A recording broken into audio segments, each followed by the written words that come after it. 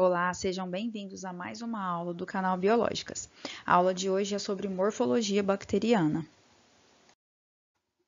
O termo morfologia bacteriana refere-se ao formato da célula. As bactérias de interesse clínico apresentam formas esféricas, cilíndricas e espiraladas e são chamadas, respectivamente, de cocos, bacilos e espirilos. Os cocos são redondos, mas podem ser ovais, alongados ou achatados em uma de suas extremidades. Quando as bactérias em forma de coco se dividem, as células podem permanecer unidas umas às outras. Assim, conseguimos verificar cocos aos pares, que são chamados de diplococos, cocos em cadeia, que nós chamamos de streptococos, e cocos em caixas, que nós chamamos de estafilococos. Menos frequentemente, nós encontramos cocos que se dividem em 2 ou até 3 planos, permanecendo unidos em grupos de 4, que nós chamamos de tétrades, ou permanecendo unidos em grupos de 8, que nós chamamos de sarcina. Já os bacilos só se dividem em um plano, que é no seu eixo menor, e nós podemos ver então os streptobacilos ou os diplobacilos, quando formam cadeias longas ou aos pares, respectivamente. Alguns bacilos assemelham-se tanto aos cocos que nós chamamos eles de cocobacilos. Contudo, a maior parte dos bacilos é encontrada de maneira isolada. As bactérias espiraladas podem ter o corpo rígido e, quando são como vírgulas, são chamadas de vibriões. Quando têm uma forma de saca-rolhas, são chamadas de espirilos. E existem também aquelas bactérias espiraladas que são mais flexíveis e que são chamadas de espiroquetas.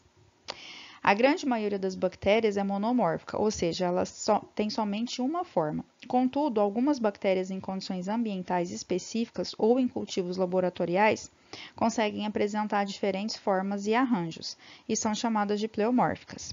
Como, por exemplo, citamos a bactéria Neisseria gonorrhoeae, que em uma secreção uretral apresenta-se como diplococos gram-negativos, lembrando um grãozinho de café. Já em condições de cultivo laboratorial, ela vai perder esse seu arranjo específico. De maneira bem didática, nós encontramos em livros na internet a célula bacteriana representada como na imagem que vocês estão vendo, contendo componentes celulares como as fibras, ribossomos, flagelo, cápsula, parede celular, membrana plasmática e cromossomo bacteriano. Lembrando que nem todos esses componentes são encontrados em todas as células bacterianas. Alguns componentes, eles são específicos de determinados gêneros. As células bacterianas apresentam estruturas externas, como glicocálice, fímbrias, parede celular, flagelo, spílio e membrana plasmática. E nós vamos ver, então, item por item a partir de agora. O termo glicocálice significa revestimento de açúcar e é um nome utilizado para substâncias que envolvem as células bacterianas. O glicocálice é, portanto, um polímero viscoso e gelatinoso que se localiza externamente à parede celular e é composto por polissacarídeo, polipeptídeo ou pelos dois componentes, sendo que a sua composição química pode variar entre as espécies. Se o glicocálice apresenta uma estrutura organizada e está firmemente aderido à parede celular, nós o chamamos de cápsula. Se o glicocálice não está organizado e está fracamente aderido à parede celular, nós o chamamos de camada limosa. A cápsula bacteriana é extremamente importante para algumas espécies porque ela contribui para a virulência bacteriana. A virulência bacteriana, portanto, é a capacidade de um determinado patógeno em causar doença em seu hospedeiro. Portanto, as cápsulas conferem virulência às bactérias que as contêm, porque ela evita que as bactérias sejam fagocitadas pelo sistema imunológico do hospedeiro. A bactéria Streptococcus pneumoniae é uma bactéria que pode apresentar cápsula. As cepas encapsuladas são capazes de causar pneumonia no hospedeiro, enquanto que as cepas que não apresentam cápsula são rapidamente fagocitadas pelas células do sistema imunológico. O glicocálice também está envolvido com a adesão bacteriana, ou seja, com a capacidade das bactérias formarem um biofilme. Assim, esse glicocálice é denominado de substância polimérica extracelular. As bactérias de vida livre, que são chamadas de planctônicas, são capazes de se aderir em superfícies abióticas, como catéteres, pedras de rios ou raízes de plantas e até tubulações de água, ou se aderir em superfícies bióticas, como os dentes, tecidos e células, e começam a secretar a substância polimérica extracelular, que as protege de agressões do meio externo, permitindo a sua sobrevivência. O glicocálice também tem função de proteger a célula bacteriana contra a desidratação. Flagelos são longos apêndices filamentosos que realizam a propulsão bacteriana, ou seja, permitem com que a bactéria possa se mover. As bactérias podem apresentar 4 tipos de flagelos: os peritríqueos, que é quando estão distribuídos por toda a célula bacteriana; os monotríqueos, que apresentam um único flagelo em um polo da célula; os lofotríqueos, que contêm um tufo de flagelo saindo de um polo da célula; e os anfitríqueos, que apresentam flagelos em ambos os polos da célula. O flagelo é constituído de 3 porções básicas. A região mais longa e mais externa é denominada de filamento e tem um diâmetro constante. Ele é constituído de uma proteína globular, denominada de flagelina, que são entrelaçadas formando uma hélice e apresentam um centro oco. Esse filamento pode ser recoberto por uma membrana. O filamento está aderido a um gancho que é um pouco mais largo e é constituído de uma proteína diferente. E a terceira porção do flagelo é o corpo basal, que serve para ancorar o flagelo, a parede celular e a membrana plasmática. O corpo basal é composto de uma pequena haste central que está inserida em uma série de anéis. O corpo basal das bactérias gram-positivas e gram-negativas é diferente. Nas bactérias gram-negativas, ele contém 2 pares de anéis. O par externo está ancorado a várias porções na parede celular e o par interno está ancorado à membrana plasmática. Já nas bactérias gram-positivas, somente o par interno está presente. O movimento do flagelo se dá com a rotação do corpo basal. Assim, quando os flagelos giram, o líquido que circunda a bactéria se move, ocasionando então a propulsão da bactéria. As bactérias flageladas podem se mover para um local com mais nutrientes ou sair de um local adverso, e a este movimento damos o nome de taxia. Portanto, quando a bactéria se move por causa de estímulos químicos do meio ambiente, ela realiza a quimiotaxia. E quando os estímulos são luminosos, nós chamamos esse movimento de fototaxia. Os filamentos axiais são estruturas presentes nas espiroquetas que permitem a sua movimentação. Os filamentos axiais também são chamados de endoflagelos. Nada mais são do que feixes de fibrilas que se iniciam em uma extremidade da célula, permanecendo sob uma membrana, denominada de bainha externa, e vão até a outra extremidade da célula, fazendo uma espiral ao seu redor.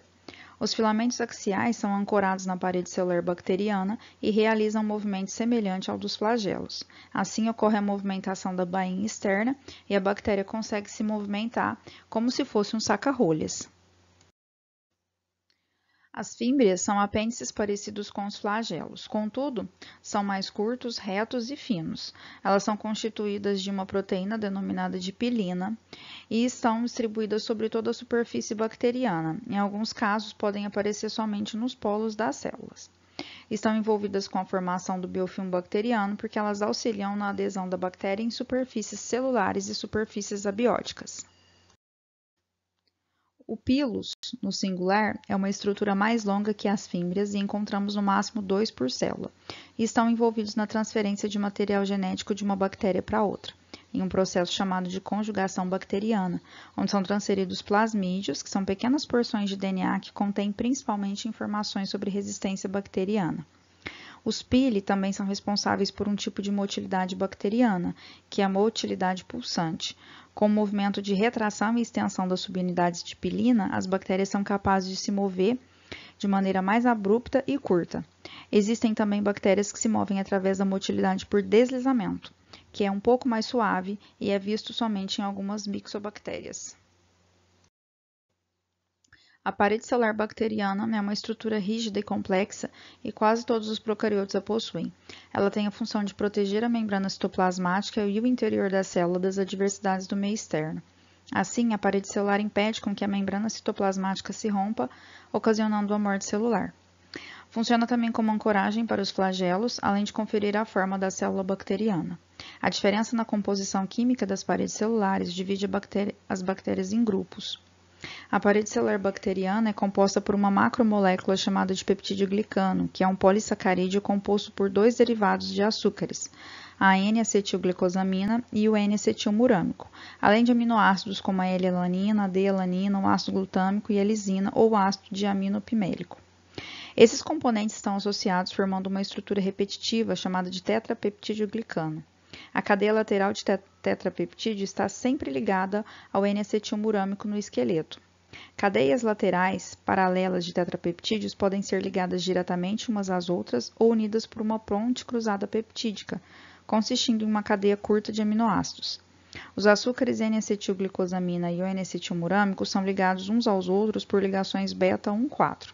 Essa ligação pode ser clivada por algumas substâncias, como por exemplo pela lisozima, que está presente em secreções animais, saliva, lágrimas e outros fluidos corporais, e atuam como uma primeira linha de defesa contra infecções bacterianas gram-positivas, pois com o enfraquecimento das ligações beta 1,4, a parede celular enfraquece e permite a entrada de água na célula, que então se rompe.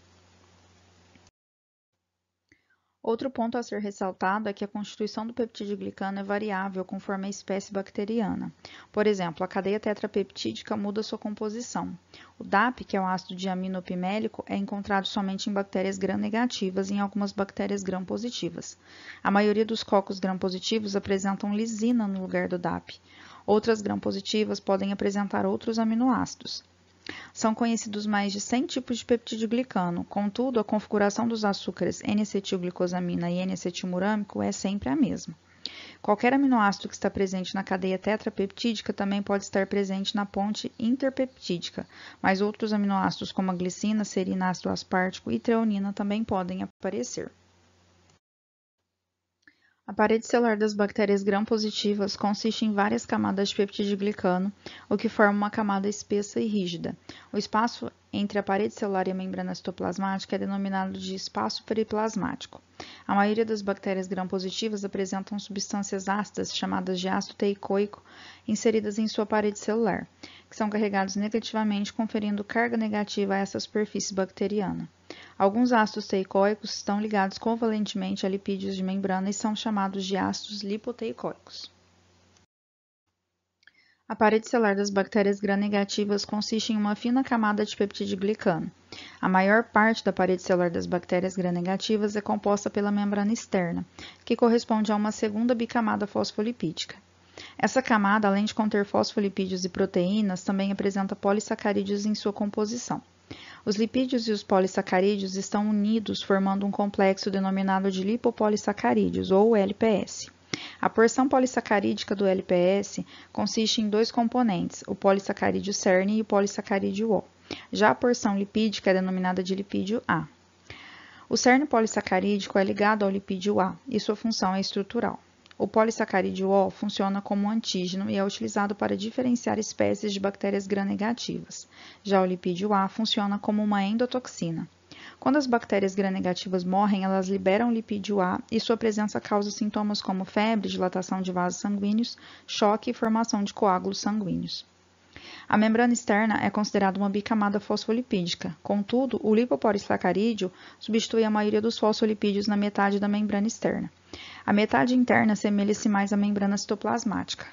Ela fornece uma barreira de proteção contra a ação de detergentes, metais pesados, sais biliares, determinados corantes e antibióticos, como a penicilina, e enzima digestória, como a lisozima.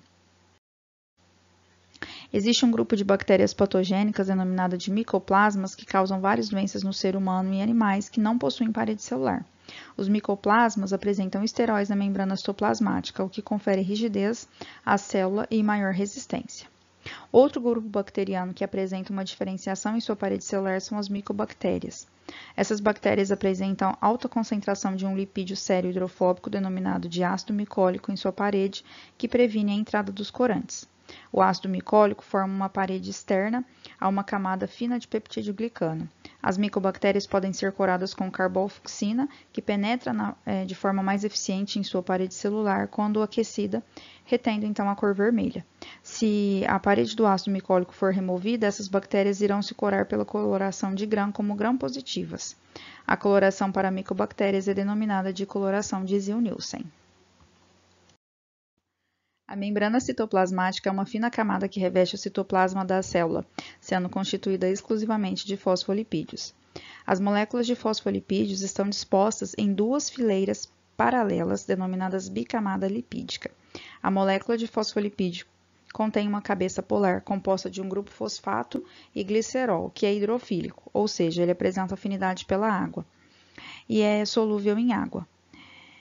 e caudas apolares, compostas de ácidos graxos que são hidrofóbicos, ou seja, que não possuem afinidade pela água e são insolúveis.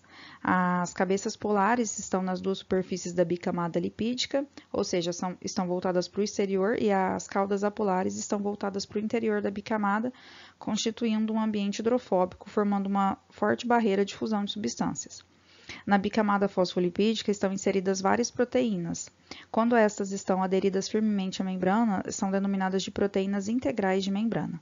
A maioria das proteínas integrais penetra completamente na membrana e são chamadas de proteínas transmembrana.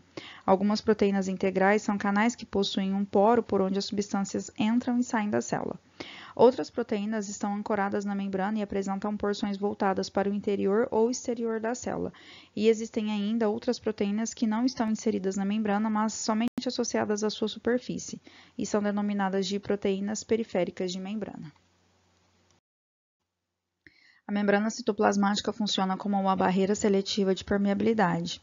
Embora algumas moléculas bem pequenas como a água e o oxigênio, o dióxido de carbono e alguns açúcares simples atravessem a membrana através da difusão, moléculas maiores e polares não conseguem atravessá-la e necessitam de moléculas transportadoras para penetrar na célula.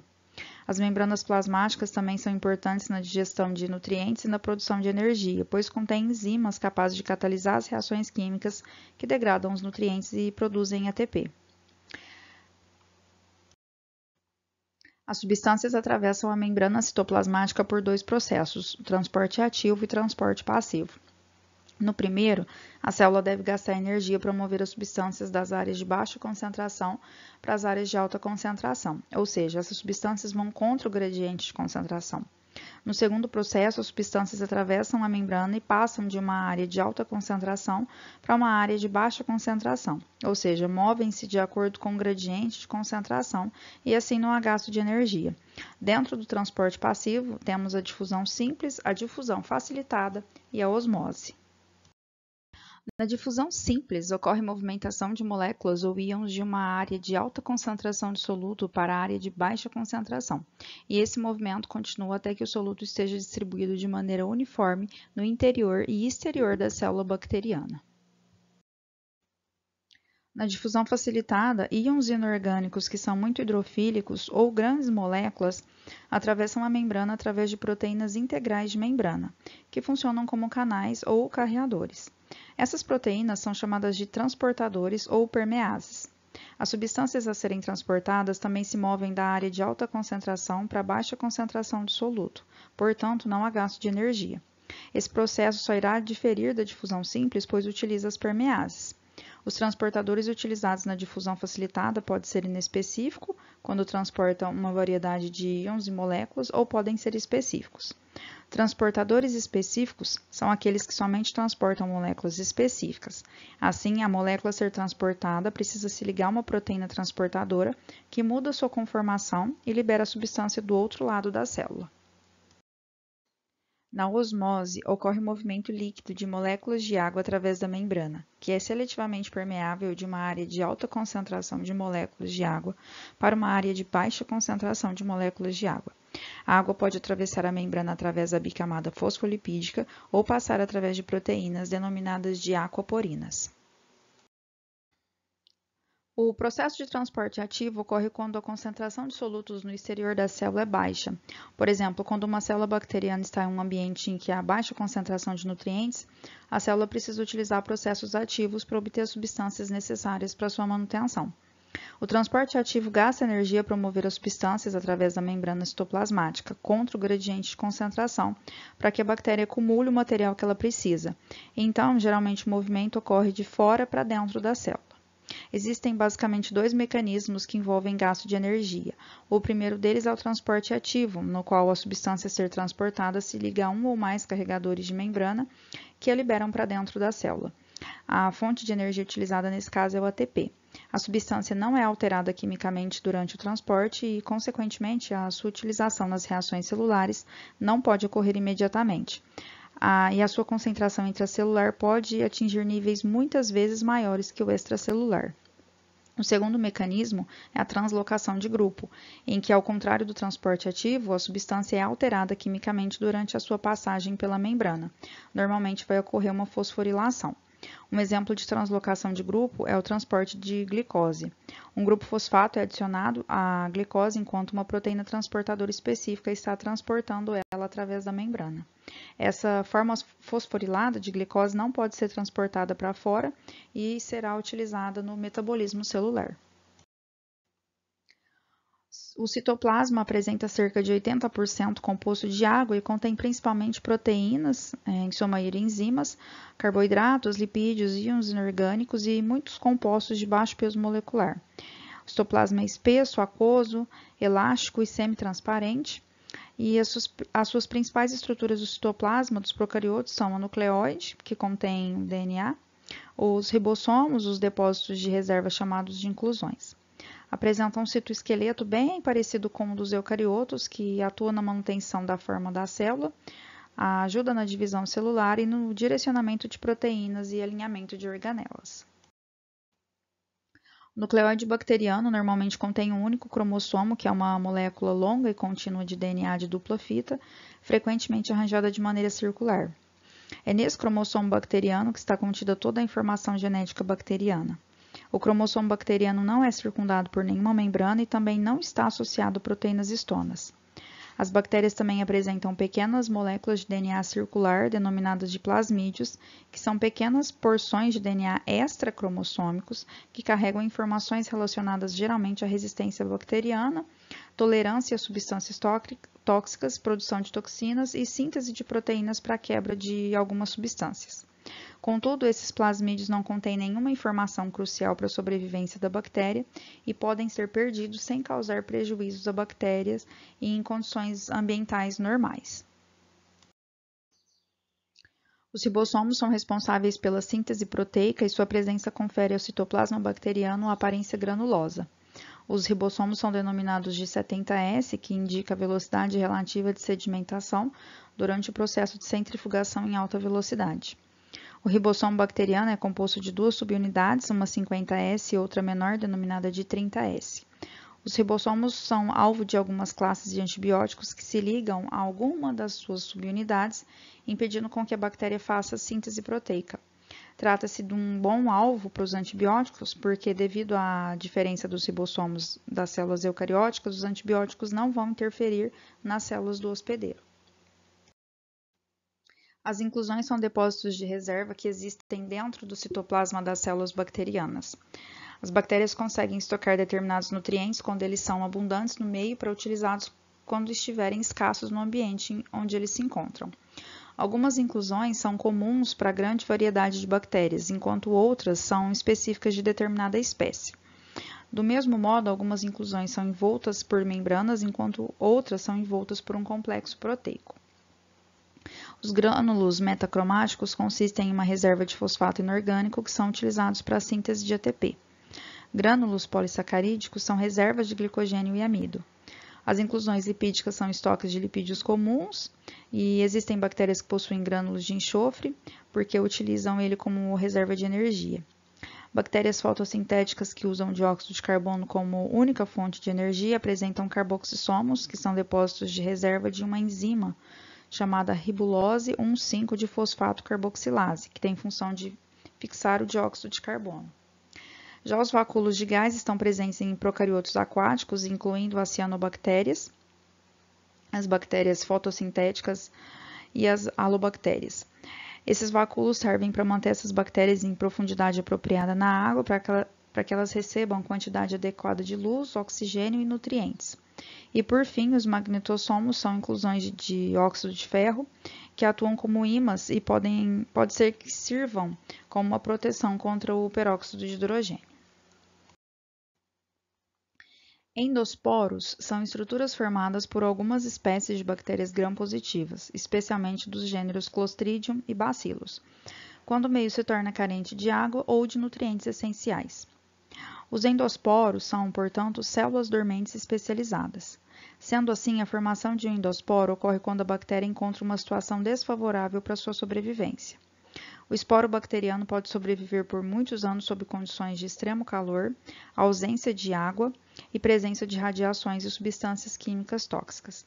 Bactérias capazes de formar o endosporo geralmente são encontradas no solo e podem voltar à sua forma vegetativa quando encontram situações favoráveis e disponibilidade de água e nutrientes.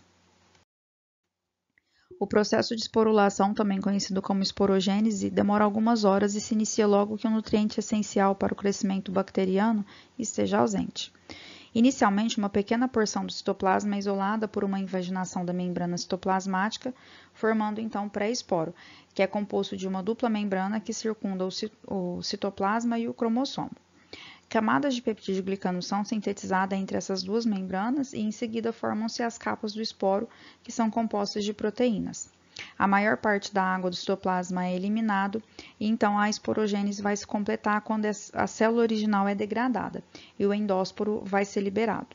Não existe reação metabólica no endósporo. O pré-esporo desidratado contém apenas DNA, RNA, poucos ribossomos, enzimas e algumas moléculas pequenas, como o ácido picolínico e íons cálcio. O ácido picolínico e os íons cálcio servem como uma proteção ao DNA bacteriano. As estruturas internas no cerne servem para a retomada das atividades metabólicas nos processos de germinação, que é quando o esporo volta ao seu estado vegetativo. Pessoal, chegamos ao final de mais uma aula. Muito obrigada por você ter ficado comigo até o final. Se você tem algum comentário, pode deixar aqui, alguma dúvida que eu vou responder. Deixa o seu like se você gostou e se inscreva para você receber as notificações dos próximos vídeos. Até mais!